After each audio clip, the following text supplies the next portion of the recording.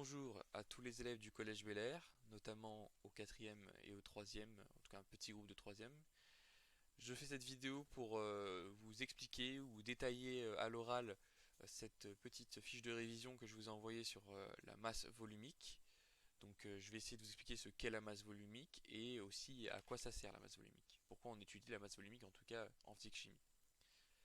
Pour comprendre ce qu'est la masse volumique, je vais prendre une situation qui est celle qui est affichée devant vous sur votre écran, c'est que je vais prendre deux cubes. D'accord? Vous voyez que c'est les deux cubes qui sont ici, hop, ici et ici. Donc vous avez deux cubes, l'un qui est fait en plastique, celui qui est bleu transparent, et l'autre qui est fait en métal, gris, on va dire brillant. Vous voyez que ces deux cubes ont les mêmes dimensions, c'est-à-dire qu'ils ont le même volume. Ils prennent tous les deux le même espace, d'accord? Et c'est pour comparer ces deux objets, ces deux matières, je suis obligé de prendre la même quantité, entre guillemets, donc c'est-à-dire le même volume par exemple. Et donc si je prends un cube en plastique et un cube en métal qui ont les mêmes dimensions, qui ont le même volume, je me rends compte sur la balance ici que vous avez des masses différentes.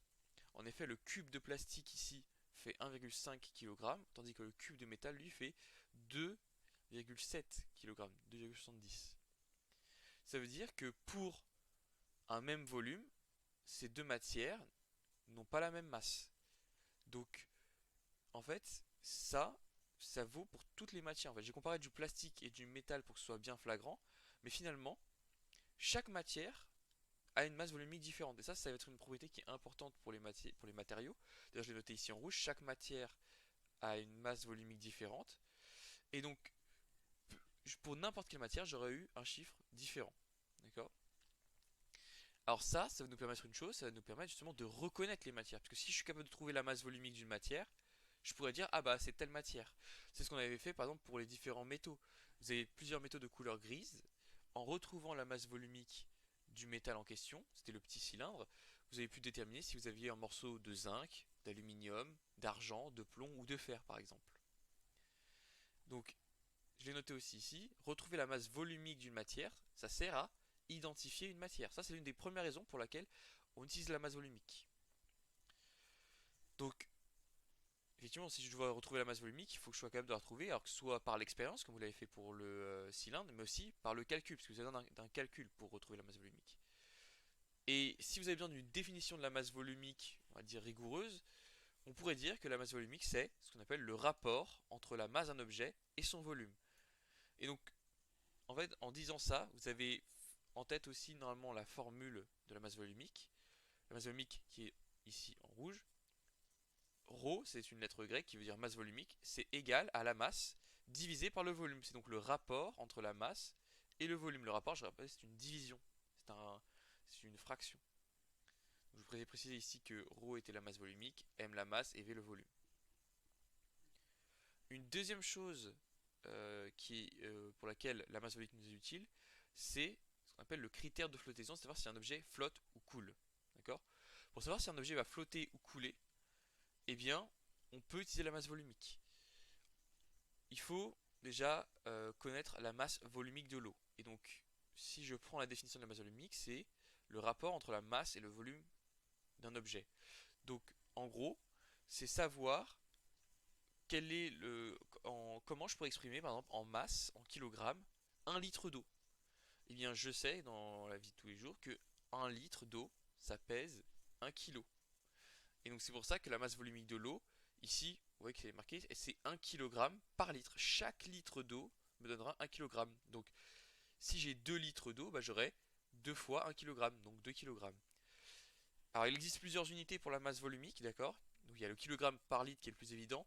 Il y a le kilogramme par mètre cube qui viendra un petit peu changer les valeurs, mais je ne vous ferai pas de conversion lors de l'évaluation, d'accord? Mais c'est à savoir, en tout cas, si vous tombez sur quelque chose qui est en kilogramme par mètre cube, ça reste une masse volumique, d'accord? Donc, maintenant que je sais que la masse volumique de l'eau, elle est de 1 kg par litre, donc chaque litre d'eau vaut 1 kg, eh bien, pour savoir si un objet va flotter ou couler, je vais juste regarder la masse volumique de l'objet. Alors, je vais pas faire l'inverse, je vais partir de l'exemple du fer et du miel. Le fer et le miel, ils ont une masse volumique qui est supérieure à celle de l'eau. Donc l'objet va couler. L'huile, le sapin, qui est un bois très léger, ont une masse volumique inférieure à celle de l'eau. donc ils vont flotter. Et donc en comparant la masse volumique de mon objet avec celle de l'eau, je pourrais être capable de dire si l'objet flotte ou l'objet coule. Un objet dont la masse est volumique est plus petite que 1 va flotter, et un objet dont la masse volumique est plus grand que 1 va couler. Aussi, là je vous ai dit que le fer ça coulait, mais on avait vu qu'il y avait des bateaux aussi, qui sont des grands paquebots qui sont faits en métal, et les métaux ont une masse volumique plus grande que celle de l'eau. Donc pour faire flotter un objet qui normalement coule, je peux lui donner une forme creuse. Rappelez-vous, on avait fait ça avec la pâte à modeler en boule, elle coulait, et en lui donnant une forme creuse, une forme de barque, on avait réussi à la faire flotter. Pourtant, la masse volumique de ma pâte à modeler n'a pas changé. Par contre, en donnant une forme creuse, en fait, ce qui a remplacé l'eau, ce n'est pas que la pâte à modeler. C'est aussi ce fameux creux qui n'est pas composé de rien, mais qui est composé d'air. Et l'air, c'est une masse volumique qui est très très faible. Donc en fait, ce qui vient remplacer l'eau, ce n'est pas de la pâte à modeler, c'est de la pâte à modeler plus de l'air. Et le tout, finalement, l'ensemble pâte à modeler plus air, le tout aura une masse volumique plus faible que la masse volumique de l'eau. En fait, rajouter de l'air dans un objet, comme par exemple dans une bouée, ça fait baisser la masse volumique globale de tout mon objet, et donc ça va lui permettre de flotter. Voilà pourquoi un bateau qui est fait en métal, et qui normalement a une masse volumique plus grande que celle de l'eau, se met à flotter.